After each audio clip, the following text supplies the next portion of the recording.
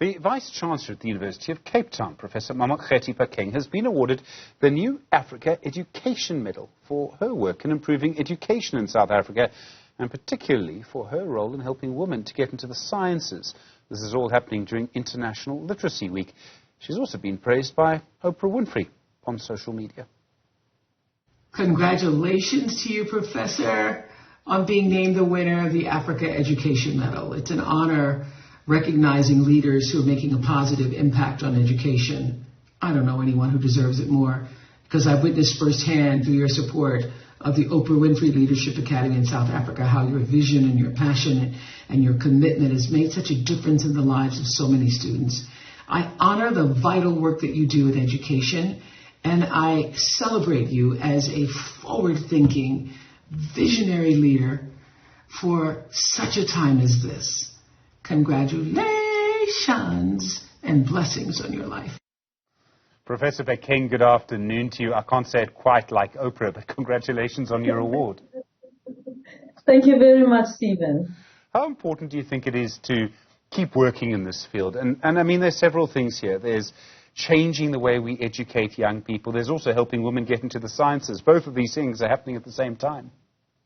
Yeah, but it's also just continuously emphasizing the value and importance of education.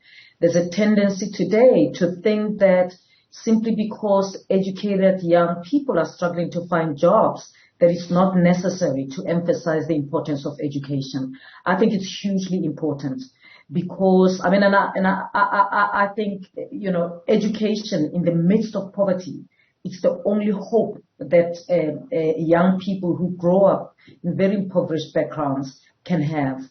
It's an equalizer. It creates opportunities, and basically it changed my life, and I know that it can change many others. Basic education is key. I mean, and of course, as much as it's compulsory in South Africa and many other African countries, we know that not all young people get access to basic education simply because there aren't enough schools to accommodate the children, school-going children. And when there aren't enough schools, it's usually the poor who get there last, and therefore don't get an opportunity to get into the classroom. And of course, once they get into a school, there's no telling as to what quality of teaching they will get or what quality of education they get. The curriculum is one thing, but the teaching and learning in the classroom is something else. It depends on the teachers that are in schools, and sometimes it depends on the resources that are available. So the need is huge, and it really it is important to invest, for government to invest, but for all of us as individuals to be advocates of education and to give what we can to education. And the issue of girls and women into higher education is very key. I mean, I personally have committed myself to contributing to making sure that women, particularly African women, get into postgraduate studies, because African women don't get the kind of support that they need to get into postgraduate studies. There's so much focus on people getting undergraduate degrees, and that's great. But often, with an undergraduate degree, you cannot do much. You cannot be a scientist with an undergraduate degree. You need to get into postgraduate education. And so I, on a monthly basis, I give 10% of my salary to give scholarships to Black and colored South African women to get into postgraduate studies at UCT. And I focus in that group and on that group in particular, because that's that group that's not well represented, particularly at the universities such as UCT. So and that I can see the number of applications that we get, that the need is huge, and I'm committed to growing this scholarship for women who do postgraduate studies, because we need, if we can't talk gender equality and not look at women getting into postgraduate studies. Mathematical education, which is really your speciality, Professor. I mean, I remember being at school a long time ago in the 1980s and people saying then we're not teaching maths properly. Has it improved since then? You know, when we talk generally, I mean, I think there's improvement. It's slow improvement in South Africa, very slow improvement, but there is improvement. I mean, first of all, there is awareness of the importance of teaching mathematics and how you teach mathematics. I cannot say at this point that every child has got access to quality teaching, but more teachers have access to in-service teacher training. The further they are from the urban areas, the more difficult it is to get that. But there's more published material, for example, for mathematics at foundation phase to help teachers who might not know how to structure their lessons. I worked with the Mathematics Education Chairs, a program that I set up, funded by the First Rand Foundation, Rand Merchant Bank and Anglo-American Chairman's Fund, that funded chairs in universities, some of them at foundation phase, some of them at FET phase.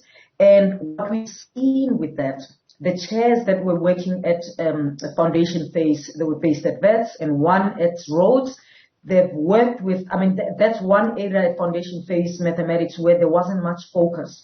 And they've worked with teachers in schools. They've worked also with subject advisors. They've produced workbooks that can help teachers to those who are struggling with preparing lessons, they can just follow the workbook and it helps them to walk the children into introducing them into different concepts, mathematical concepts, which many teachers who teach foundation phase mathematics or numeracy never learned mathematics. Many of them are those who said they don't want to do mathematics, but when you're at foundation phase, you have got to teach all the subjects. And so if you're not confident in mathematics, it's very easy to not teach mathematics and teach other subjects. So the projects that we set up through the mathematics education chairs helped those teachers get off the ground, but it also helped us develop these materials that can be used by all the teachers across the country, and subject advisors in the Eastern Cape and some in Gauteng have taken them up and working with teachers in all the other schools that were not involved in the project to be able to use them. And I think that's where it starts. You see, mathematics is a very hierarchical subject.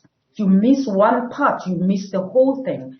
It becomes difficult to catch on the other things. So if you get foundation phase teachers who are struggling to teach mathematics and they don't teach certain concepts, when children go into grade 5, grade 6, it becomes very difficult for learners to understand fractions if they never understood the concept of number. And so we started in that at the basic level in that project, and then at the FET phase, also working with teachers, looking at what kind of program do we need for teachers in service to provide to teachers in service to make sure that they have the depth and the breadth of the mathematics that they need to teach at high school and produce success. So I think there's progress. It's very slow. It needs to be better.